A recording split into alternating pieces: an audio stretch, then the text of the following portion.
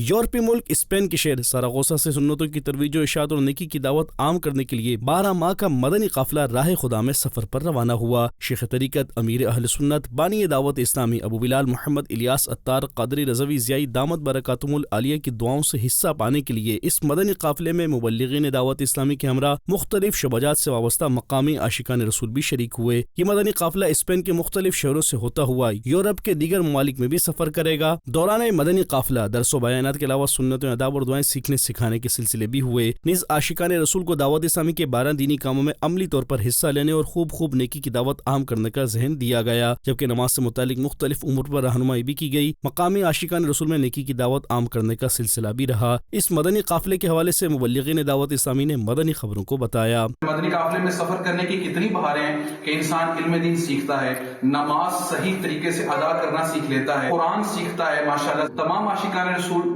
سننے والے ناظرین سے بھی گزارش ہے، بالخصوص اسپین کے اسلامیوں سے گزارش ہے کہ آپ بھی دعوت اسلامی کے اس مدنی قافلے میں جو ہے آپ بھی سفر اختیار کیجئے۔ جہاں جہاں دعوت اسلامی کا یہ مدنی قافلہ رکے وہاں کے عاشقان رسول مدنی قافلے والوں کے ساتھ مل کر سنتیں سیکھیں اور سکھائیں، نیکی کی دعوت دیں۔ دوسری جانب اسپین کے شہر ویتوریا کے گلزار مدینہ اسلامک سینٹر میں قیام کے دوران اس مدنی قافلے نے مختلف مقامات پر نیکی کی دعوت عام کرنے کا سلسلہ بھی کیا۔ ادھر برگوس میں اس مدنی قافلے کے مسافر عاشقان رسول کی بزنس کمیونٹی کے اسلامی بھائیوں سے ملاقات اور نیکی کی دعوت کا سلسلہ بھی ہوا۔ مدنی چینل کے ناظرین، الحمدللہ اس مدنی قافلے کا سفر 12 ماہ کے لیے جاری و ساری ہے۔ آپ بھی نیکی کی دعوت عام کرنے کے لیے اپنے اپنے علاقوں سے مدنی قافلوں میں سفر کو اپنا معمول بنا لیجئے۔